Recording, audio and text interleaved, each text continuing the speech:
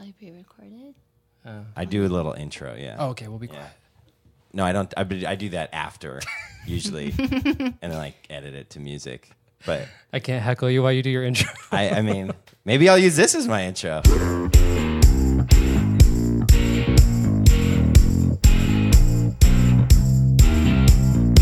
Welcome to Working Class Hollywood, conversations with people that make the movies, TV shows, and entertainment you love.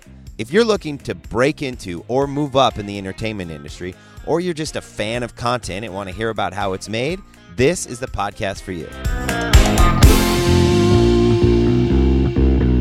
I'm your host, Jeremiah Smith.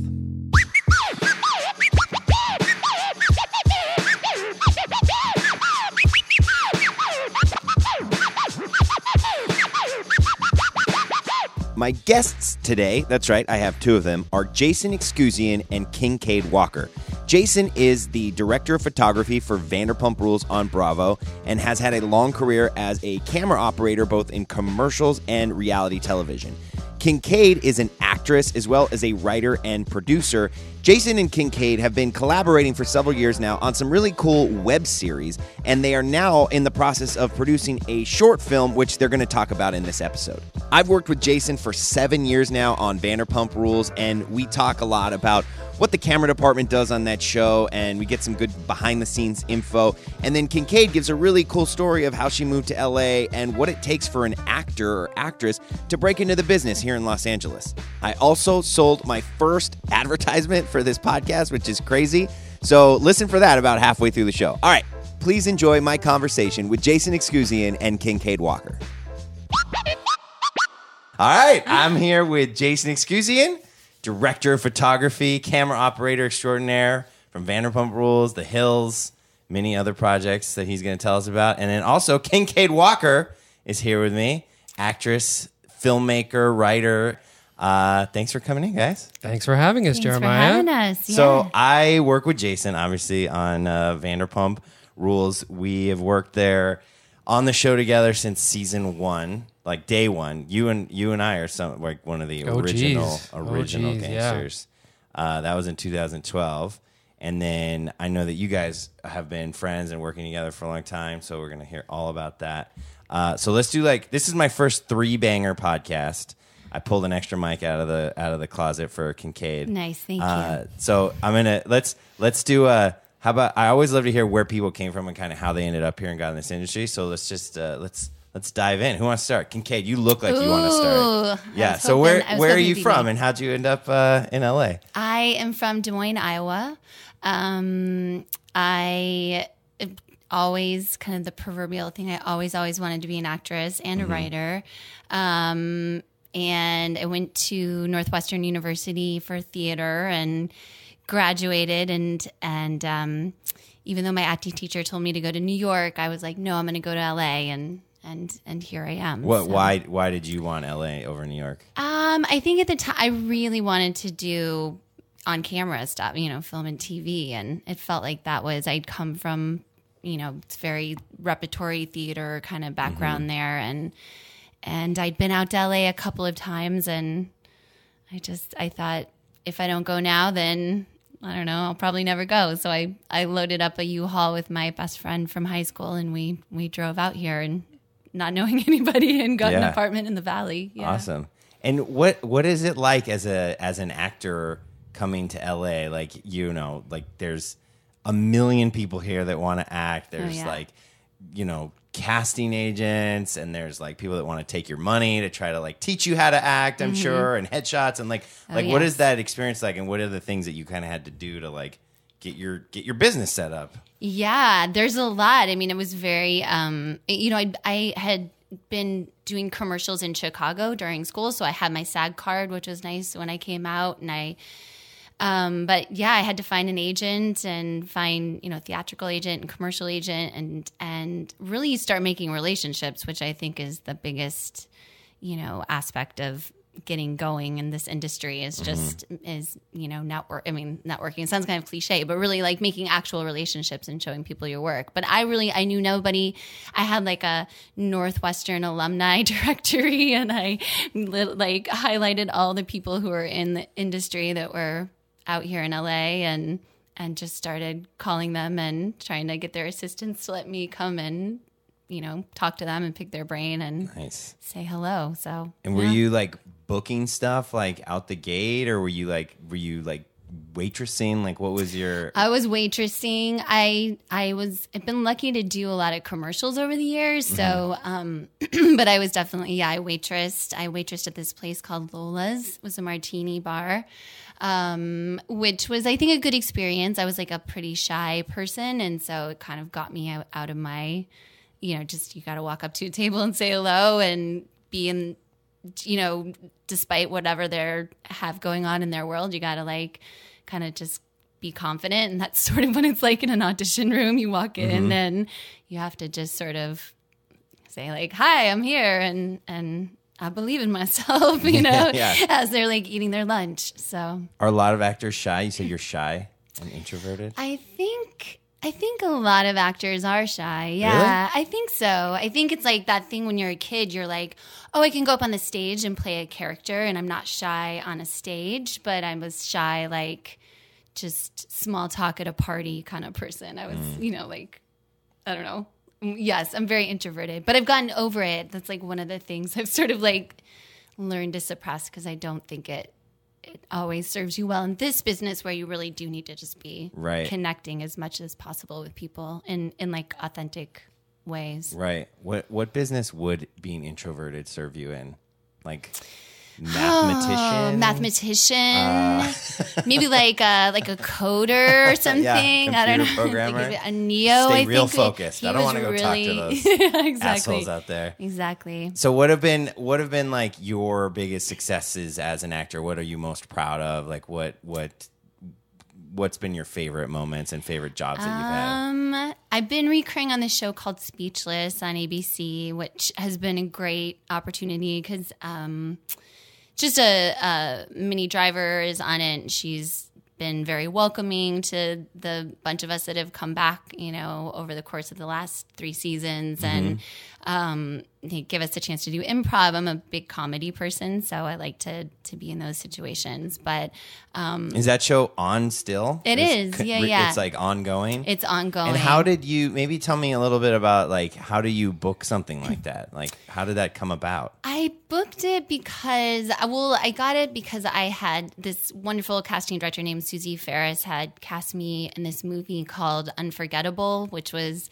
a thriller, and I had this nice role. It starred Rosario Dawson and Katherine Heigl, and I had a nice role opposite Rosario in it. And so she had been calling me, and it's like the actors thing, like for the job you book, you've probably auditioned for that show or that casting director a dozen times. But they were looking for some people to be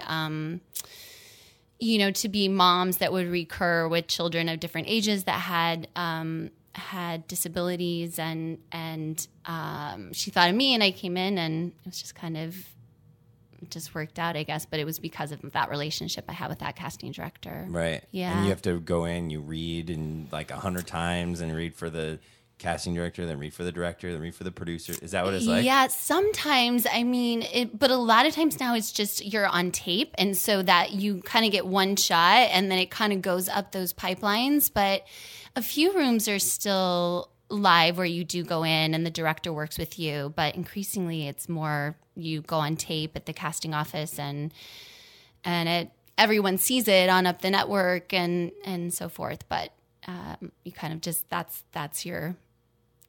read is what you're going to live or die on. Oh, exactly. It's not, it's great when there's a director in the room and he or she's able to say like, oh, well, I think maybe, try this kind of beat at the end, I feel like they can actually see that you can act in those situations in a different way. Because on set, you're so, you have to be so pliable with the material, and writers, like, oh, try this line, try that line. Like, let's just like kind of play this out and see where it goes. And obviously in an audition, like where you just are on tape with the lines that were written, you don't, they're sort of trusting you can do that stuff, I guess. Right. And they book you. So Speechless is still happening. Ongoing.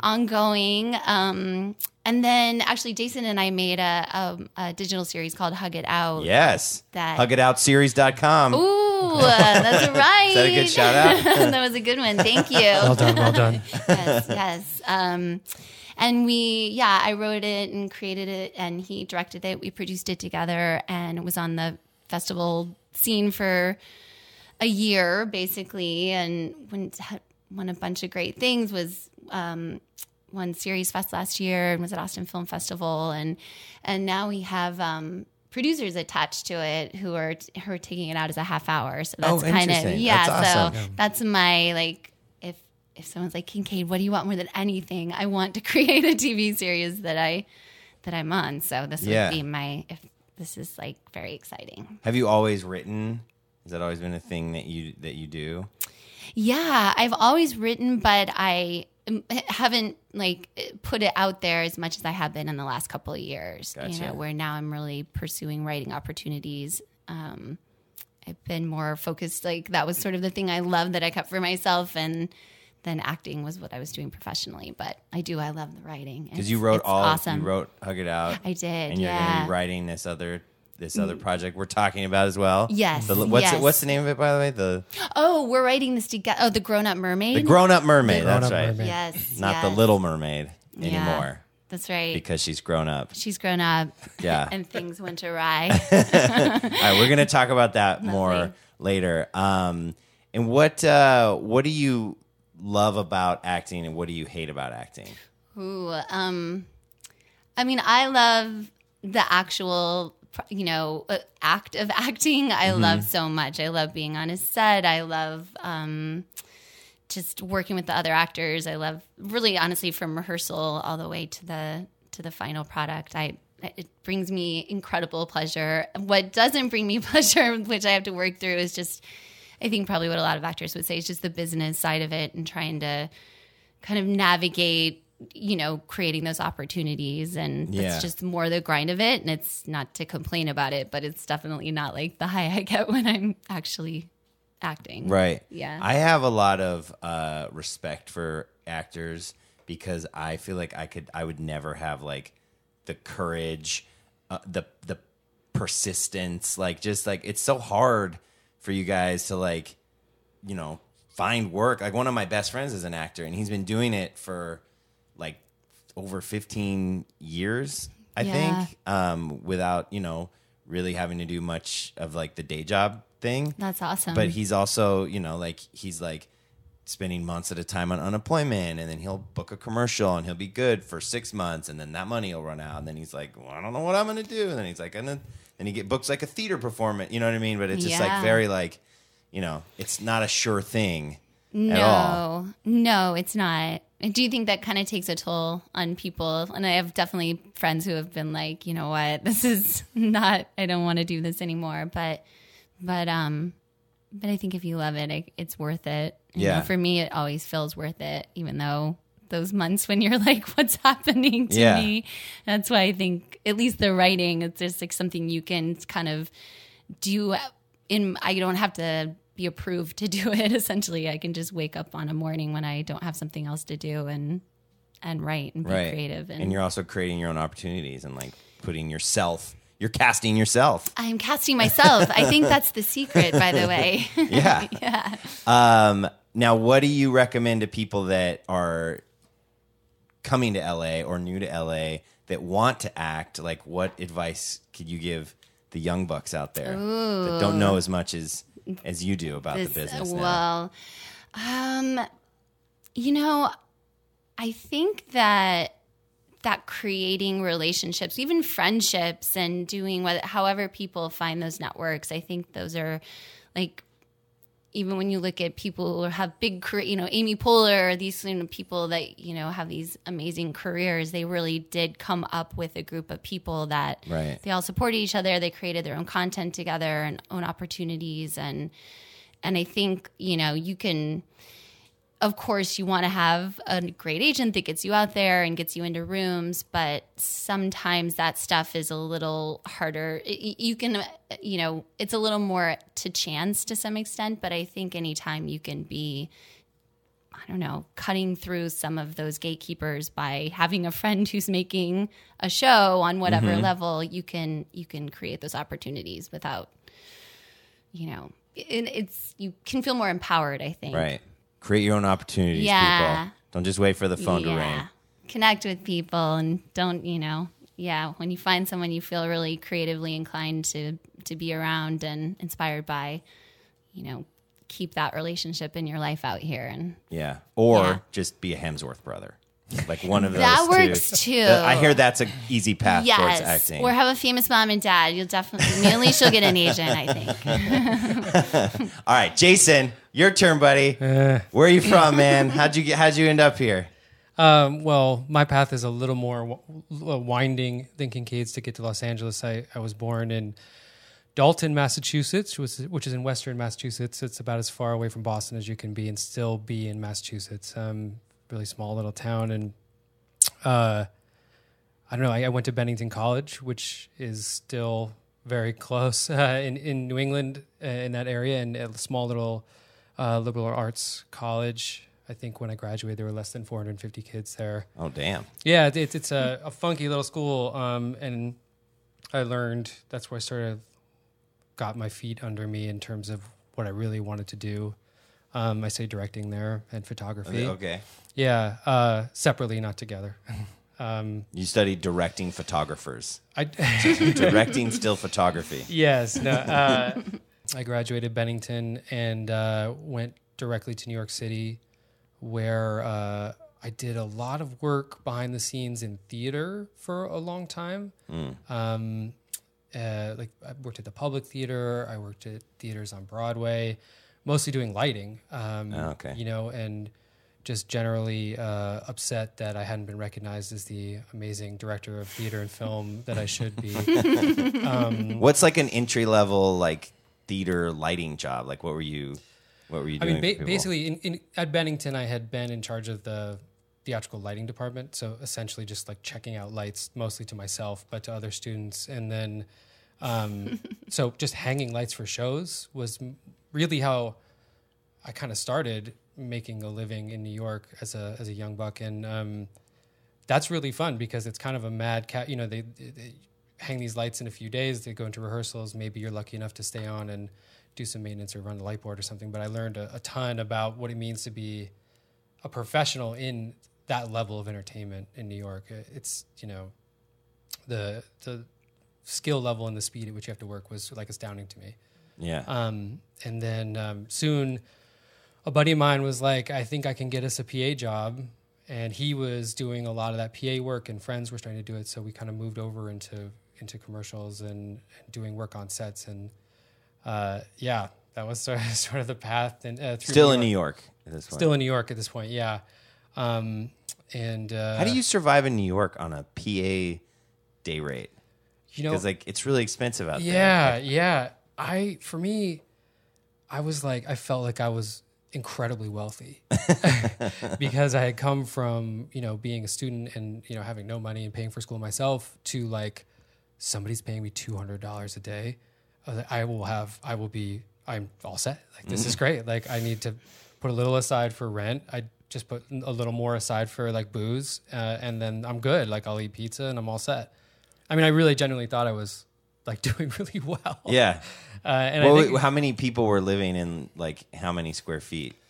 Oh man. Well, my first apartment in New York was on 2nd Avenue in St. Mark's, which like, I don't care what anybody says, that is the loudest corner in New York City, especially between the hours of like 2 a.m. and 5 a.m. It's just like insanity there. So we literally, 2 of us were in like what would be considered a living room. And then there was a tiny little kitchen. And then our roommate, who was a gal, we like did her the solid of giving her the quote unquote bedroom, which was basically a closet that faced a brick wall. And then we scaled up to living in a basement in Park Slope. And then we scaled up again to having like 3 roommates in a warehouse in Greenpoint. Nice. Yeah. You were such a hipster back then. Such a hipster.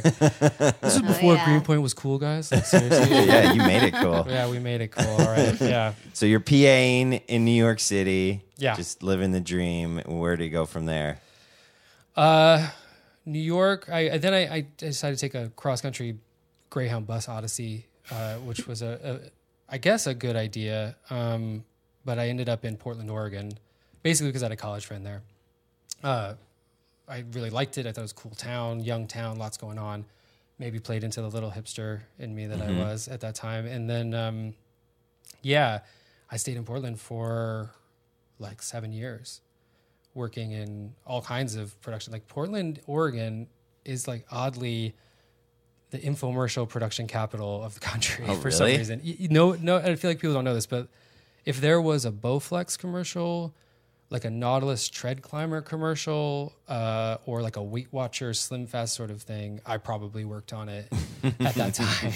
I mean, we did everything. We did all of those commercials. It was crazy. In Portland, it's a great production community still. And were you still PAing at this point? Well, I took a little break. New York burned me out a little bit on the business, so I decided to go back to my roots. My dad's a builder, and he always said, you know, if you ever need a job, you can do carpentry, and he taught me these skills. So I kind of like, at the ripe age of 23, I decided this business was shit, and I didn't want any part of it. So I did remodeling carpentry for a few years, and then I found my way back in, and I was like shocked to find out that when you take like a 3-year break from the entertainment business, people don't really care about your credentials anymore. So I started PAing again, but thankfully quickly was able to make my way. And I think, God, between like in those couple of years, I think I did pretty much every job you can do on a set, on the way to finally getting a chance to shoot, and do a little bit of directing, but mostly shooting. Like, you know, again, like second unit on like a Roomba commercial. I just got a Roomba. It has changed my life. Is it awesome? Oh my God. Kincaid, it is like, it is the best thing ever. And we have dogs that shed. And so there's always hair, and now there's no hair ever because it runs every day for like 3 hours. Yeah. And that's incredible. Yeah. Okay. Yeah. So thank you for your You're Roomba welcome. commercials. You know, I also recommend the Scuba, which is the mopping robot. Oh, really? Oh, yeah. Oh, my. Yeah. The Scuba was my big break, Jeremiah. Wait, does this really like tie together? This really ties together. Oh, fuck yeah.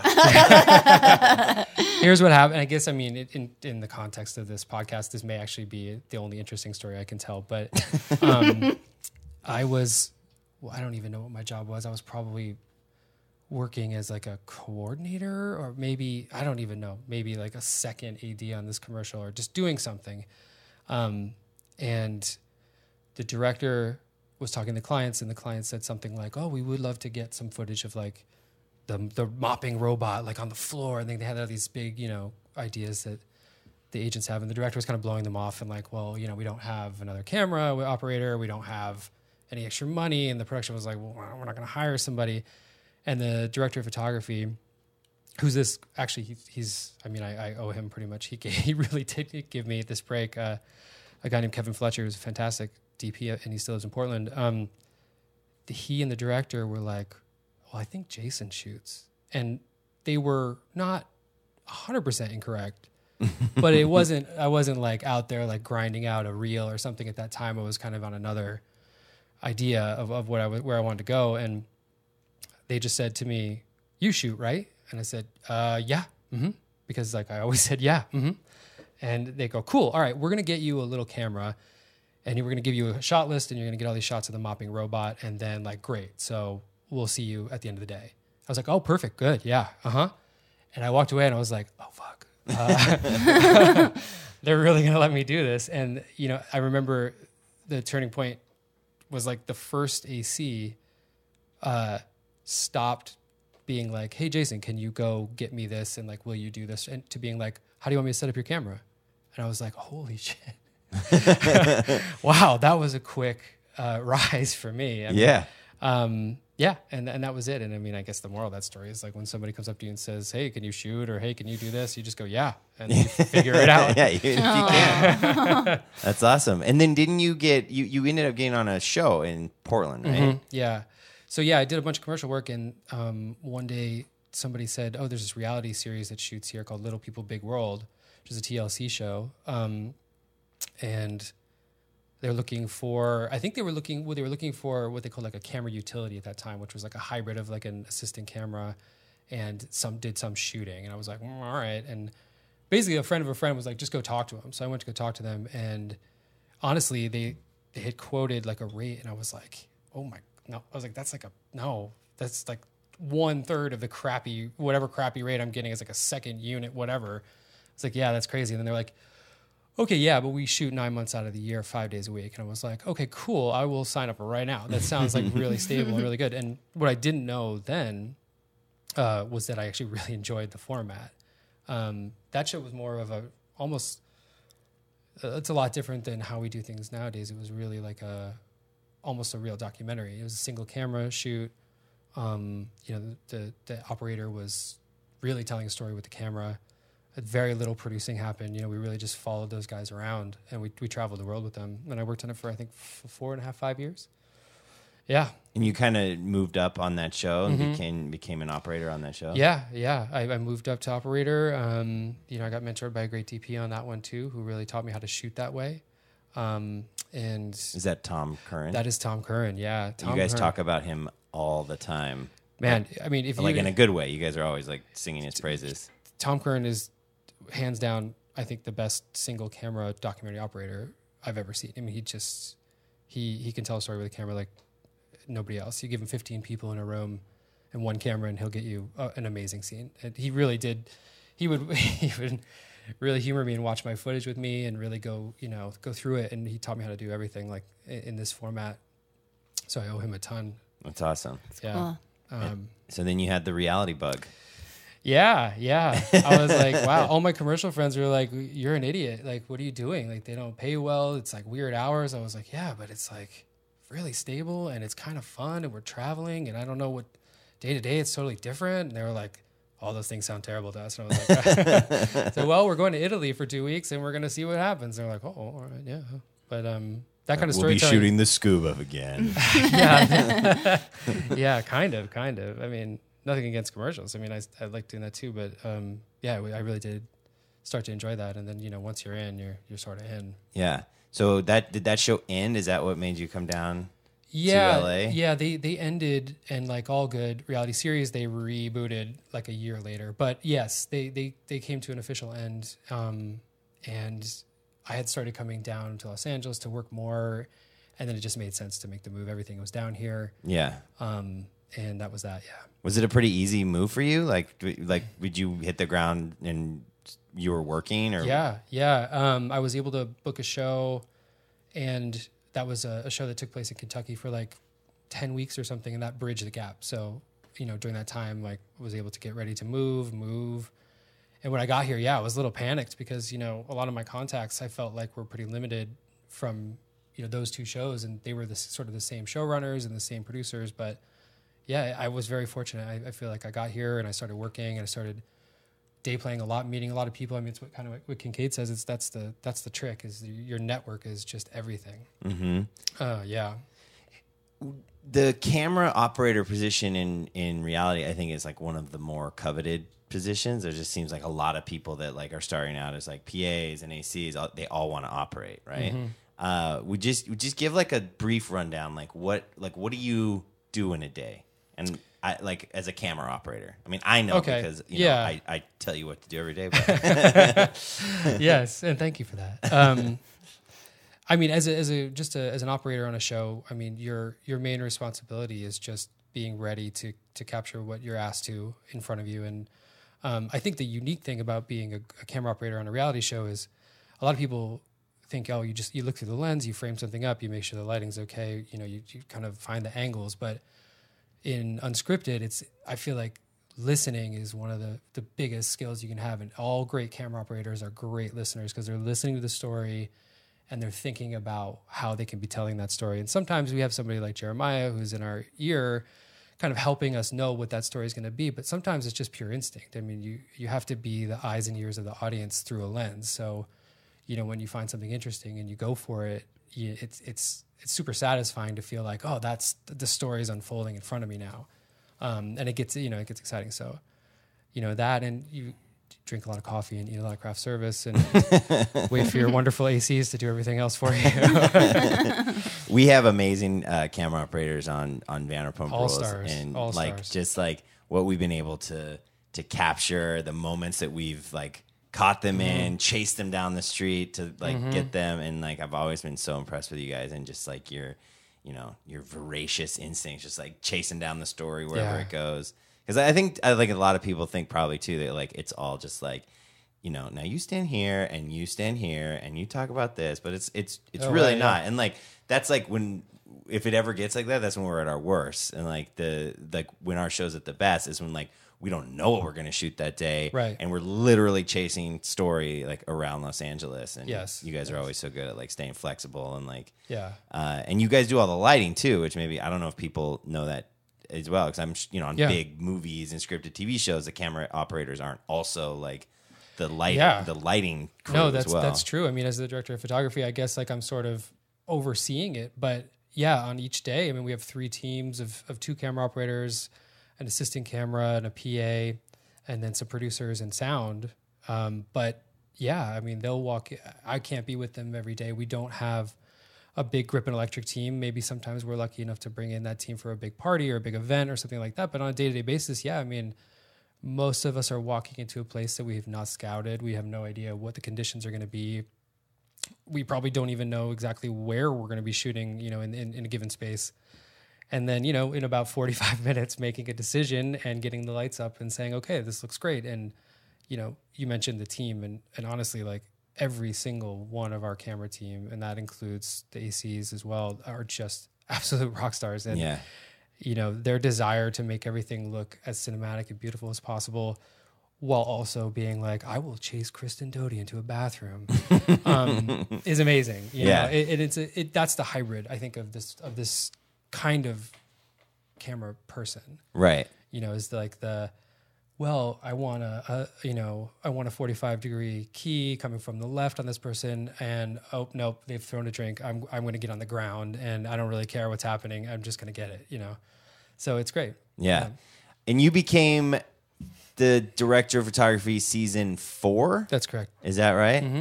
And so it's been the last 3 seasons, and now the 8th. Yeah. Right. Yeah.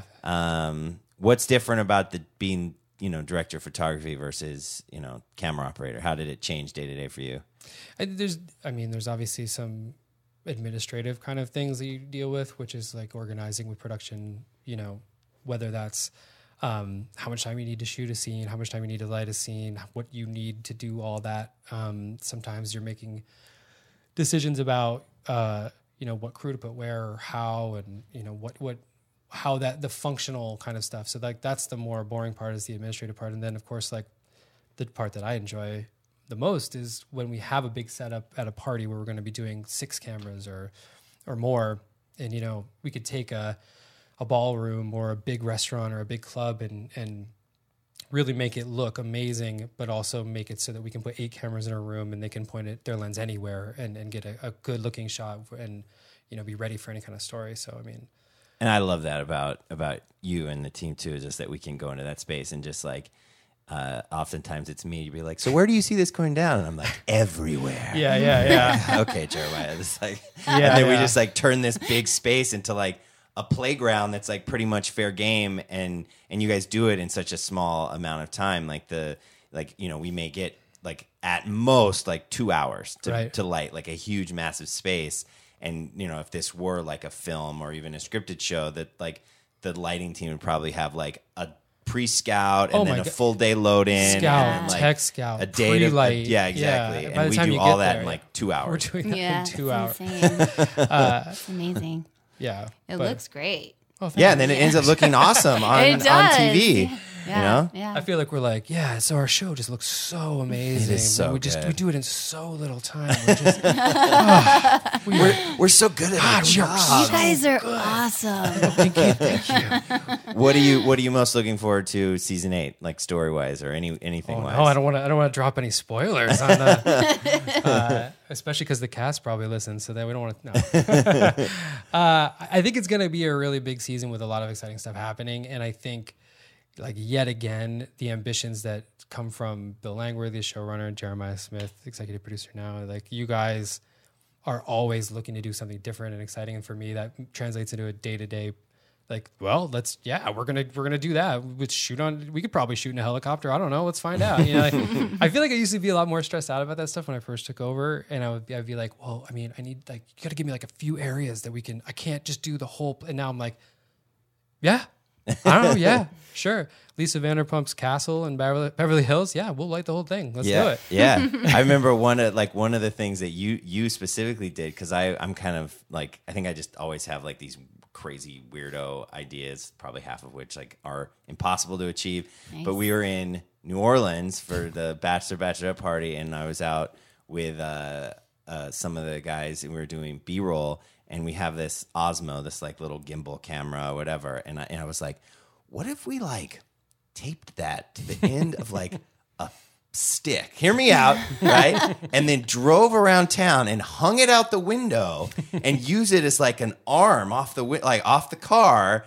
And like some people were like, you're insane. Like we're going to like kill someone or break the gear or whatever. Right. And we tried it out. And then like next season, like Jason shows up day one. He's like, so I took your Osmo on a stick idea and I went into my metal shop and I like made this custom rig so we could put it on a painter's pole using like real grip equipment. And like, and like it became like, you know, like one of our sort of like signature styles of like the B-roll that we did. So yeah, I love that story because from my side of that story is we're in New Orleans and, you know, I was working on the late shift.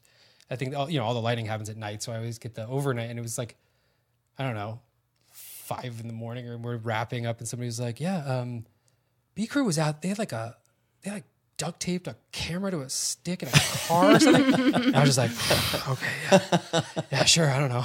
Did it all come back okay? They're like, yeah, I think it was pretty cool. I'm like, all right, yeah, Jeremiah was involved in that. But yeah, then you watch the footage great. they made in the show. It looked like we had a jib, and we didn't. We kind of. I think it was like Nice, Toby. well Yeah, it's me and Toby, and then we rented one of those like bike like pedicabs, and we sat in the back like waving this camera on a stick around New Orleans. One of us was operating the head on the screen, and one of us was stick man. It was really fun.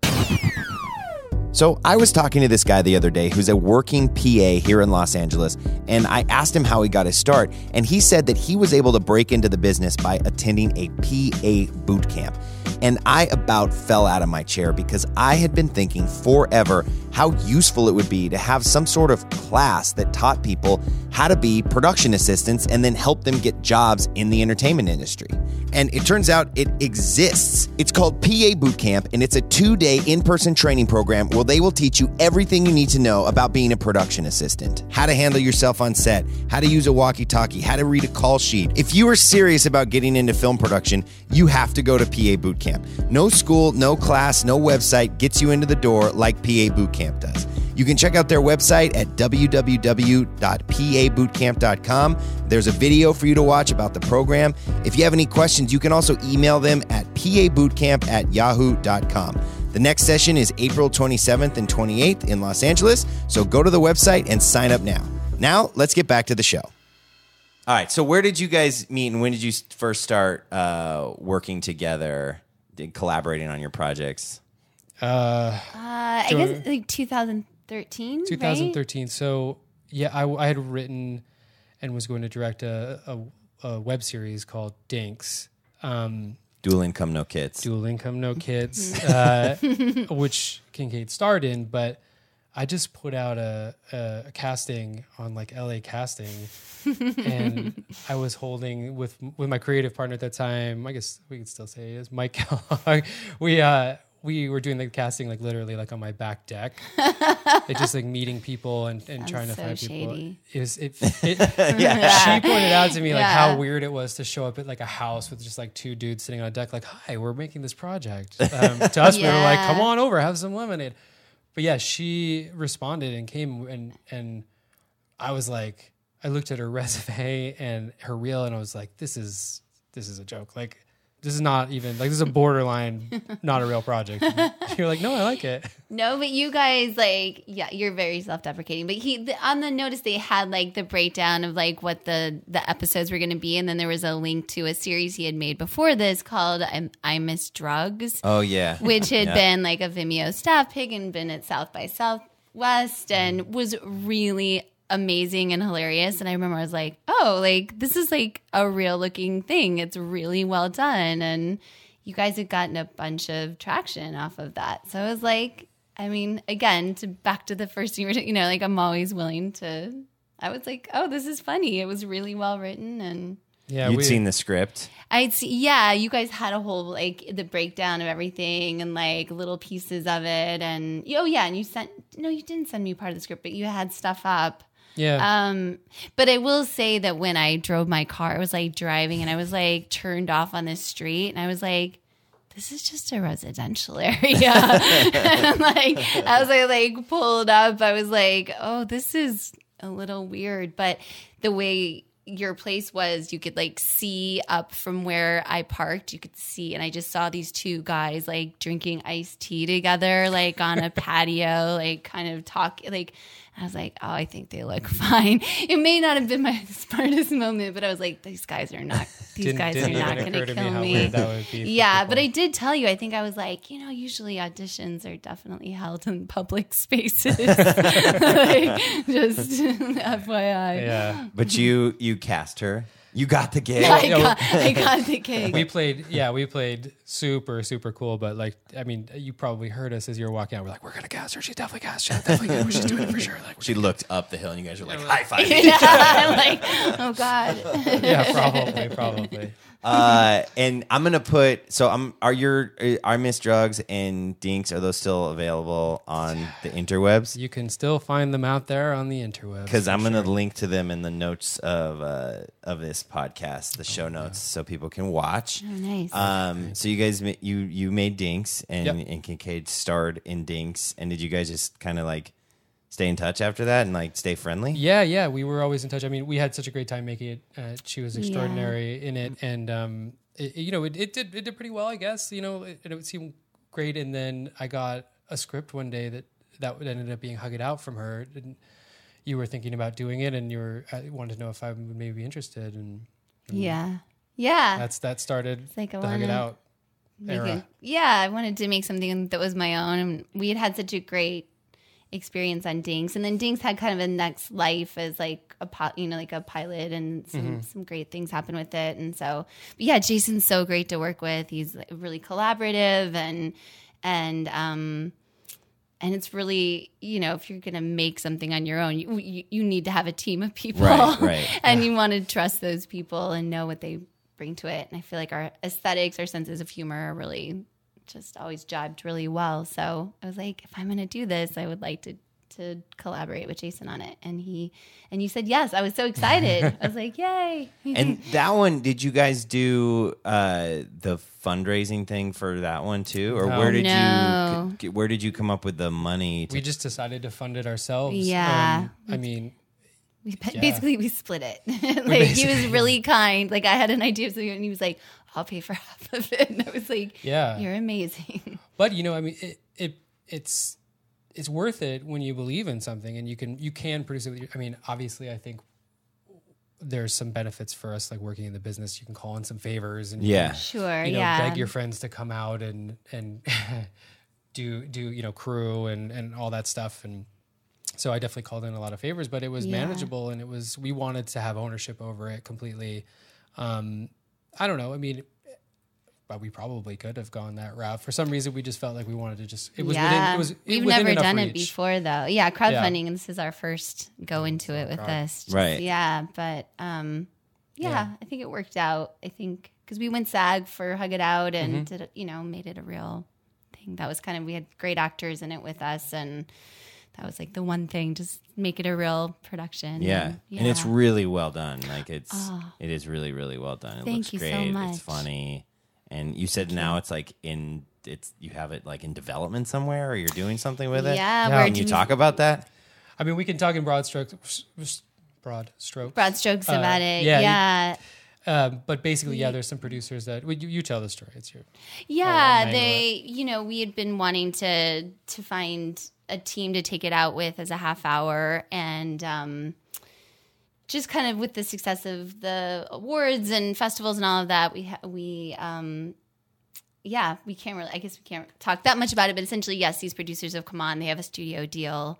Nice. And so, we're all going to take it out as a half hour together. And in that case, is it like the web series is sort of like almost just like proof of concept in a way? Like, cause it would be, imagine if it were to go on TV, it is a half hour, it'd be like, written from scratch. It's a whole new thing. Yeah, it's kind of similar conceptually, but building out more my character's storyline, into a half hour. But yeah, that we made a 2-minute sizzle reel out of we made 6 episodes for Hug It Out, about 50 minutes. And so now it's basically a 2-minute sizzle reel that they, are presenting to pods and studios, the studio and all of that. So. And is that when you guys do these things, like when you're doing like Dinks or Hug It Out or your newest one, is that sort of like the end goal? Like what is your motivation as far as like wanting to like, because it's not easy. It's like a ton of work and like money and like all this. Like what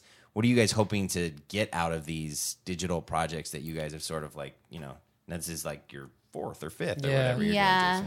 Well, I think I learned, I made I'm a Strikes, which is like the first little web series thing I made kind of just as a whim. And I feel like it accidentally got popular. And I realized, this could be a route in which like you could show people that you can actually execute an idea that you've written and made. So yeah, with Hug It Out, we always sort of thought it would have a life as the 6 episodes that it is online. But it sort of felt like a proof of concept as well, because altogether it's about a half an hour. And just showing how wonderful of a writer Kincaid is and how wonderful an actress she is. And then also showing that we can execute this from scratch. Yeah. So hoping, you're hoping when you kind of make this stuff, you can bring it to people and say, look what we can do. This is more than just a script, which is great, but this is like seeing it all the way through. So it's kind of like High Maintenance is like an example of, they made it on spec and just put it up on Vimeo, and then they got a second season through Vimeo, which was short form still. And then obviously, the best thing ever happened to them, which HBO bought all of it and built it out into a half hour. So, but yeah, I mean, I think Hug It Out and Dinks are the same way, where they could have been, could live on as a short form or, ideally build out to a half hour. But the idea is to get it funded and on a real network and, whether streaming or wherever that is. Yeah. And I think only good things can come from, like you said before, creating your own opportunities, putting yourself out there, doing what you want to do, the best that you can at the highest level possible, even if it's not like because a casting director booked you into a job or because like a producer hired you to direct it. You know what I mean? And you just keep doing it, and like it's only good things are going to come from it. I'm sure. I think so. And I think there's something, it's kind of like in this town, I feel like a lot of people say they do things or they want to do things, but when it comes down to it, it's not to disparage them, but they don't really have the goods to show that they can do it. And we've all been in that position, but I think creating your own work is a way of someone going like, oh, well, okay, you want to be a comedy writer. Like, what does that actually feel like when I watch it? Am I actually going to laugh? And hopefully when they see Hug It Out or whatever, they go, oh, okay, yeah, this is a real thing. And it is funny. And it's not just like someone saying like, someday I want to, have someone give me a break. I'm really funny when I drink, so trust me, okay? So tell me about the newest thing, the latest thing, the Grown Up Mermaid. Where'd this one come from? Oh my gosh! Well, we have a third collaborator in this, our friend Matt Stoddard, who was in Dinks, and that's when we all sort of met and started working together. We were Matt and I were the Dinks, and gotcha. Dinks. They were the Dinks and the Dinks. And Matt just kind of birthed this idea out of his wacky brain that he wanted to see what it would be like if Ariel and Prince Eric from The Little Mermaid hadn't worked out so happily ever after. And, he just kind of spouted out this idea, maybe Prince Eric's like, he sort of dabbled in all these terrible kind of like, he wanted to be a photographer, he wanted to be a DJ, now he wants to be a stand-up comedian. He just, it's like run out his trust fund. And Ariel's just a wasted talent, working in a lounge somewhere.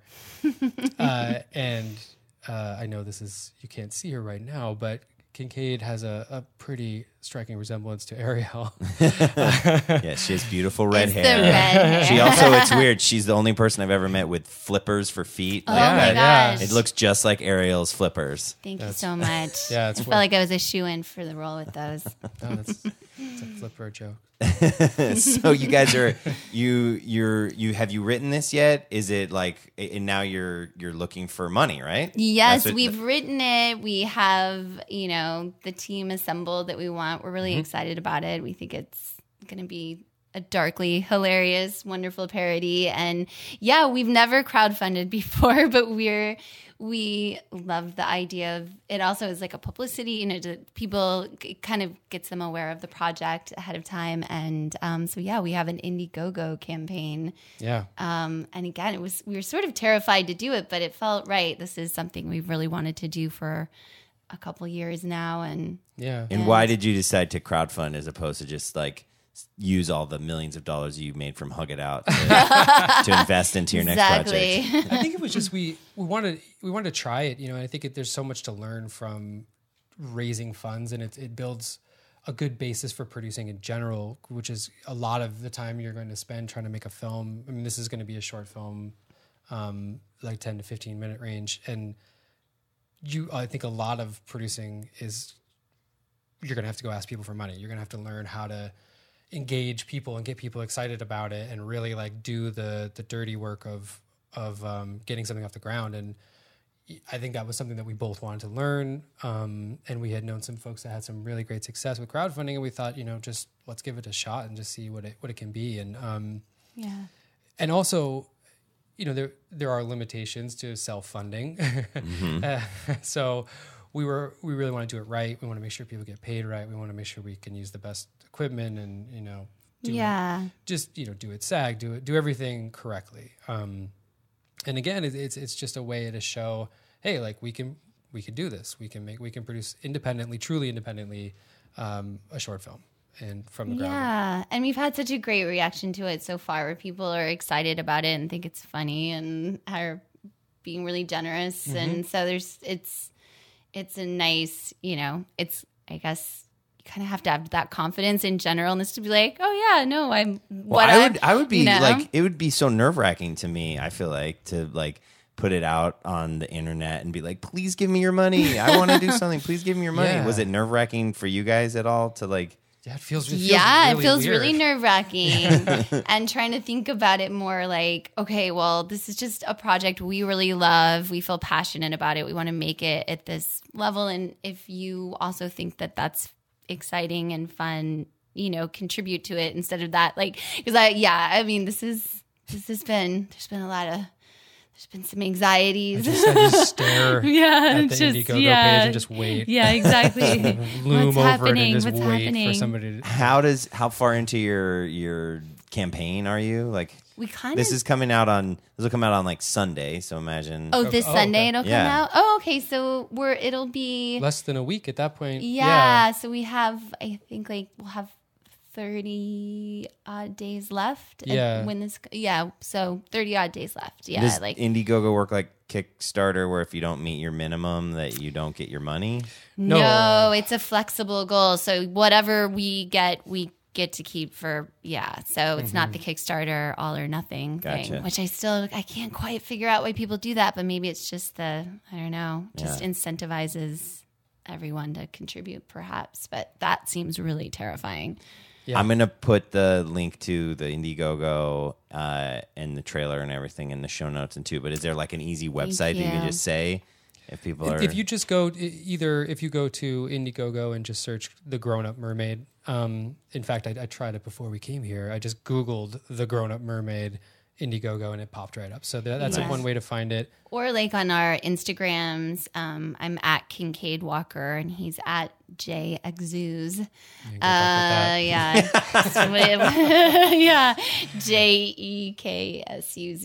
Yes. But the links are in our bio. Gotcha. On there, so people can find it there too, as well as a little teaser that we made. Nice. And what's the plan for production? When are you hoping to shoot this thing? Well, we're hoping as early as August. your Vanderpump season, basically. Yeah, I got this little job that I have to do over the summer that keeps me a little bit busy. What if this was the place where you were like, hey, I'm not available to come back for season 8 because I'm shooting the Grown Up Mermaid all of July?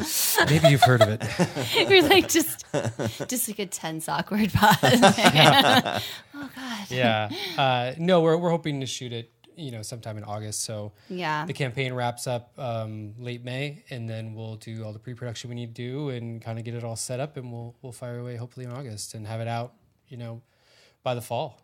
Yeah. So.